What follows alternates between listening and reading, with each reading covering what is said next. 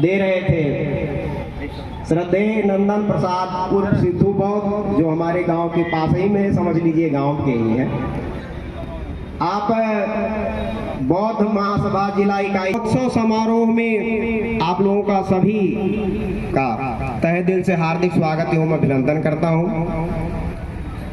साथियों, मैं अपनी बात कहूं, एक हमारा परिचय जान लीजिए बढ़िया से। मैं भी इसी जिले का निवासी हूँ, जनपद सिद्धार्थनगर। हमारा गांव इटवा से दक्षिण 6 किलोमीटर डुमरियागंज रोड पर है, पटखौली नानकार है। हमारा जन्म वहाँ हुआ, लेकिन मैं सर्विस बलरामपुर जनपद में मुख्यालय पर कर रहा हूँ। मैं एमपीपी इंटर कॉलेज में फिजिक्स का लेक्चरर हूँ। हमारा विषय ही कुछ ऐसा है कि जो केवल पढ़ा है वो हमारी बात नहीं समझ सकता, और अगर गंवार भी अगर कढ़ा है तो वो हमारी बात समझ जाए। बातें, सच्ची बातें सबको कड़वी लगती है भाई। अभी आजकल अगर नीम का आप दातून दे दीजिए एक बच्चे को, तो भाई करेगा कि नहीं करेगा? नहीं करेगा कि नहीं? चलिए, अच्छा, बीच हमारे बीच डुमरियागंज विधानसभा से वर्तमान विधायक सम्मानित आदरणीय सईदा खातून जी उपस्थित हैं। हम चाहेंगे कि आप महापुरुषों के चित्र पर पुष्प अर्पित कर श्रद्धा का सुमन अर्पित करने का कष्ट करें, और सह सम्मान मंच पर आकर अपना स्थान ग्रहण करने का कष्ट करें। आदरणीय सईदा खातून जी। तो मैं बात कर रहा था, यहाँ इस देश में दो विचारधाराएं हैं, एक सत्य की विचारधारा और एक असत्य यानी झूठ की विचारधारा। वो सत्य की विचारधारा वास्तव में हमारे तथागत बुद्ध एवं हमारे बहुजन महापुरुषों ने फैलाया, वो वैज्ञानिक विचारधारा है। मैं अपने आप को गर्व महसूस करता हूँ कि मैं विज्ञान विषय को पढ़ा हूँ और पढ़ा रहा हूँ। तो साथियों, 2 लाइन मैं बोलूंगा, समझने की कोशिश कीजिएगा। जो दिल के सच्चे हैं उनका दुश्मन जमाना है। जो दिल के सच्चे हैं उनका दुश्मन जमाना है। इस रंग बदलती दुनिया का बस यही फसाना है। मिली थी जिंदगी औरों के काम आने के लिए, मिली थी जिंदगी औरों के काम आने के लिए, पर हमने वक्त गंवा दिए कागज के चंद टुकड़े कमाने के लिए, कागज के चंद टुकड़े कमाने के लिए। आज हमारे एक महापुरुष का जन्म है, लेकिन कुछ लोग उसी टुकड़े को कमाने के लिए आज भी नहीं आए होंगे, है कि नहीं है? कुछ लोग यहाँ से चले गए, कोई बात नहीं है, कम से कम यहाँ जो ठहरे हुए हैं वो बहुत बहादुर हैं। वो ठीक उसी तरह बहादुर है। मैं ये कहानी बताना चाहूंगा। भैया, एक जंगल में आग लग गया था। तो जब आग लग गया तो पहले पुराने मकान में हम लोग जब छोटे थे, पढ़ रहे थे कक्षा 2-3 में, छोटी छोटी चिड़िया उसी खपड़े के मकान में वहां घुस जाती थी, ठीक नहीं है? तो उस जंगल में जब आग लगा तो वो बेचारी चिड़िया जिस पेड़ पर बैठी थी, अब आग लग गया, वो सोची कि हमारा घोंसला जल रहा है, तो बेचारी कुछ नहीं पाई। तो एक जगह झील में पानी था, अपने चोंच में लाकर उस पेड़ पर डाल देती थी। अब बताओ, पेड़ पर उस चिड़िया के चोंच से पानी अगर डाला जाए तो बुझेगा? नहीं बुझेगा ना। लेकिन हिम्मत उसका देखो। तो जो बहुसंख्यक चिड़िया थी, जिसको स्वार्थी कहते हैं, वो दूसरे पेड़ पर डलकर बैठी हुई थी, वहां से हंस रही थी कि ये कितना बेवकूफ है। आग लगा है, भाग नहीं रही है, हम लोग तो वहां से भाग गए, और ये भाग नहीं रही है, अपने चोंच से पेड़ को बुझाना चाहती है। तो वैसे ही तमाम लोग समाज में घर बैठे होंगे, आप लोग ये कार्यक्रम कर रहे हैं उस छोटी सी चिड़िया के भांति, और आप लोगों का वो मौज मना रहे होंगे कि वो बहुत बड़े बेवकूफ है कि नहीं है? और शाम को जाएंगे तो आपको बेवकूफ समझेंगे भी। तो जो बहुसंख्यक चिड़िया थी वो क्या कह रहे थे, ध्यान दीजिएगा। ना रुका वक्त का गर्दिश ना जमाना बदला, ना रुका वक्त का गर्दिश ना जमाना बदला, पेड़ सूखा तो परिंदों ने ठिकाना बदला, पेड़ सूखा तो परिंदों ने ठिकाना बदला। राजनीति में आज ऐसा बहुत हो रहा है, उधर भग रहे हैं उधर भग रहे हैं, कोई विचारधारा नहीं कि है। तो जो चिड़िया पेड़ छोड़ चुकी थी जिसमें आग लगा हुआ था, उन्होंने जब बर्दाश्त नहीं कर पाई बेचारी, तो उन्होंने सोचा कि लाओ इससे एक प्रश्न किया जाए। तो छोटी सी चिड़िया से प्रश्न कर रहे हैं वो लोग, ध्यान दीजिएगा। आग लगा इस जंगल में, जलन लगे सब पात, पंछी तू क्यों बैठी है जब पंख तुम्हारे पास। अब ध्यान दीजिएगा, हम लोग वही छोटी सी चिड़िया वाले हैं। वो चिड़िया क्या कह रही है, बहुत बढ़िया जवाब दिया उस चिड़िया ने। फल खाए इस वृक्ष का गंदे कीन्हे पात, फल खाए इस वृक्ष का गंदे कीन्हे पात, फर्ज हमारा अब यही हम जले इसी के साथ, हम जले इसी के साथ। तो साथियों, आज हमको जलना है इस विचारधारा से। वो वास्तव में विचारधारा कौन है? भारतीय संविधान की विचारधारा, और उसको बचाने का काम किसको करना है? हमको आपका करना है, क्योंकि जिस वृक्ष से हम फल खा रहे हैं वास्तव में वो और कुछ नहीं है। कौन है? भारतीय संविधान की और कुछ है? और कुछ नहीं। हमारे तमाम वक्ता बोल गए, तमाम सर्विस वाले होंगे डरते हैं कि अरे ये होगा वो होगा। एक बात ध्यान दीजिएगा, हमको आपको किसी का डर नहीं है। मैं तो कहता हूँ आदमी बाहर से तो डर आपके होना ही नहीं चाहिए। अगर आपके अंदर है ही डर है तो बाहर से आप डर जाएंगे। जो डर गया सो मर गया, जो डरा नहीं वो मरा नहीं। संत गुरु रविदास की हत्या कर दी गई, बताओ वो जिंदा है कि मरे? जिंदा है कि नहीं है? नारायणा गुरु की हत्या कर दी गई, बताओ वो जिंदा है कि मरे? जिंदा है ना।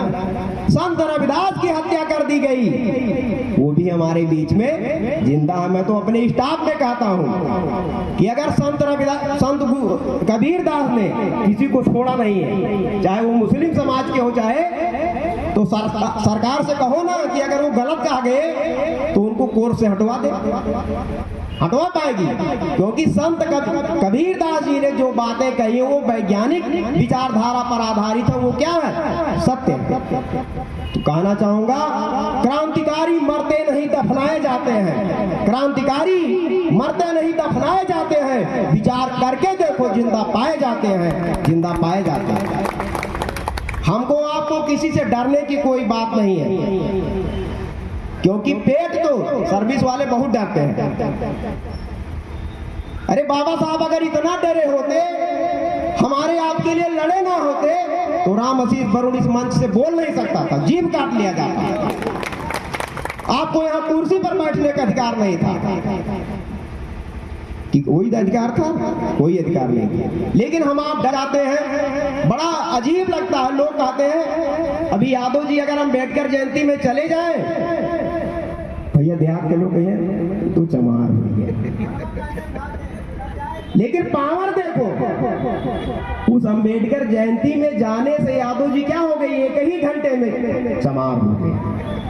लेकिन जहां आप दिन रात पूजा किए, वो आपको एक इंसान नहीं बना पाया। बोलो कितना पावर है। ये अछूत, हम कहते हैं हम पत्थर को छू लेते हैं, वो पत्थर अपवित्र हो जाता है, तो पावर हमारे में है कि नहीं है? और वो पत्थर हम जीवन भर हमारे माँ बाप पूजा करते रहे, वो पत्थर हमको इंसान नहीं बना पाया। कि बना पाया? आज तक नहीं बना पाया। अभी प्रतापगढ़ की घटना है, 5-6 माह की बात है। कोई दलित समाज का व्यक्ति उस मूर्ति को छू लिया जो मिट्टी से बनी हुई थी, कॉस्मेटिक से बनी हुई थी, बढ़िया कपड़ा पहनाया, उस काल्पनिक देवी मिट्टी को छू लिया, लोगों ने इतना मारा पीटा कि उसकी क्या हो गई, मृत्यु हो गई। एक वो माँ है, ये डुप्लीकेटें तो थी। हमारी माँ के सामने कोई हमको मार सकता है? बोलो भाई, कोई नहीं मार सकता। जब तक उसमें उसके हाथों में दम है वो अपना प्राण त्याग देगी, लेकिन हमको आंच नहीं आने देगी। लेकिन भैया धन्य है हमारा समाज, है कि नहीं है? धोबी समाज की बात की जाए, हमारे दादा भैया बहुत साफ के इन सब का कचड़ा, लेकिन बाबा साहब के बदौलत हम कुछ पढ़ लिख लिए, अब हम साफ करी थे सबके दिमाग के कचड़ा। यही तो बात है। हमारे पिताजी भी नाराज होते हैं कि अकेले आता जाता है, कुछ हो ना जाए। हमने कहा मरना तो एक दिन है ही, मरना तो एक दिन है ही। जानवर भी अपना पेट पाल लेते हैं। मुझको अब कहीं भी बुलाया जाए, मोटरसाइकिल से आ रहा था तो भैया सिद्धू भैया मिल गए, रास्ते में बैठा गए। 83 किलोमीटर यहाँ से बलरामपुर की दूरी है। मैं ऐसे विद्यालय में हूँ जहाँ दिन रात काम करना पड़ता है। हमारा विद्यालय मुख्यालय का कंट्रोल रूम है। अभी उत्तर पुस्तिका वितरण में लगा हुआ था, परीक्षा होगी तो कंट्रोल रूम में काफी उसमें लगेगा, और कल परीक्षा भी है। तो जिम्मेदारियों का काम रहता है। एक बहाना है लोगों के पास कि अरे भाई मास्टर मौका नहीं है, तो तलाशिए। ये हमारा समाज जो धोबी समाज है, हालांकि जाति की बात मैं नहीं करता, लेकिन हमको मजबूरन भैया कहना पड़ता है। सबसे जो बड़ा कचरा है वो कपड़ा तो साफ कर लिया, लेकिन अपने दिमाग को नहीं साफ कर पाया। तो सबसे पहले आप अपने दिमाग को साफ कीजिए। मुझे हंसी लगता है, पूरे गांव के पूरे क्षेत्र के लोग एक पत्थर का मंदिर बनाने में, ईंटे गारे का उपयोग करने में, हमारे गांव भैया अमोली है, ये सिद्धू भैया वही, पूरे गांव के लोगों ने 50-50 किलो 100-100 किलो अनाज देकर एक बड़ा बढ़िया मंदिर बनवाया। तो मैं तो विज्ञान पढ़ाता हूँ, हंसी सबका करता हूँ, मुझे डर नहीं रहता, क्योंकि अभी हमने कहा ना, अगर आप पैसे का लालच छोड़ देंगे तो किसी की औकात नहीं कि आपको जुबान लड़ाना। केवल ये कहीं मजबूरी है, भैया आ जाइए इलेक्शन हमें प्रधान नहीं बनेंगे, यही तो है। लेकिन उसी के बल पर आप राज भी कर सकते हैं, ये भी जान लीजिए। विचारधारक बल पर आप राज कर सकते हैं। एक करोड़ों रुपए का मंदिर बनवाया, उसमें रखा क्या गया? एक पत्थर रखा गया। मैं विज्ञान पढ़ाता हूँ, कहता हूँ यार ऐसे तमाम पत्थर हमारे सड़क में लदे हुए, सड़क खोद कर फेंक दो, क्योंकि वो भी तो भगवान है। ये हमारे दिमाग में ही तो कचरा भरा हुआ है। ये गरीब आदमी का मकान बनाना हो तो कोई चंदा देने को तैयार नहीं होगा, कि होगा? और एक उस पत्थर रूपी का भगवान बनाने के लिए 50-50 किलो अनाज, 100-100 किलो अनाज, एक सीजन पर वो सोना चांदी सब दे देते हैं। तो कहीं सोचिएगा वो पत्थर हमारे लिए कुछ किया आज तक? क्यों भाई? अरे वो तो देवी देवता भगवान तब भी थे जब हमारे बाबा जी कपड़ा साफ करते थे मालिक का, वो तब भी थे जब हमारे कहना पड़ता है नार काटने जाती थी भाई महिलाएं, है कि नहीं है? तमाम ऐसे काम करते थे, लेकिन किसी को हमारे ऊपर जरा सा भी दर्द नहीं हुआ। अगर किसी को दर्द हुआ तो हमारे बाबा साहब को दर्द हुआ। तो हम कहते हैं अरे जिसको ज्यादा अगर अभिमान है अपने जात पर, तो मैं तो कहता हूं सबसे भैया कि अगर आपको बाबा साहब के जात पर अभिमान है तो भाई इलेक्शन आ जाए भैया, कह दियो, यादव जी कह दिए कि चमार का दिया अधिकार हम नहीं लेंगे, प्रधानी नहीं लड़ेंगे, है कि नहीं है? पिछड़े में हम लड़ेंगे ही नहीं, हम सामान्य में लड़ेंगे, हम सवर्ण हैं। प्रजापति महोदय कह दे या हमारे धोबी समाज के भैया लोग कह दिए कि हम जा चमारे का अधिकार दिया हुआ, महार का अधिकार नहीं लिया, भगवान जो अधिकार लिए हुआ कदम। यही तो बात है। हमारे अंदर कचरा कहाँ है? हमारे दिमाग में। जाति कहाँ पर है? हमारे जाति का निवास स्थान हमारे दिमाग में है।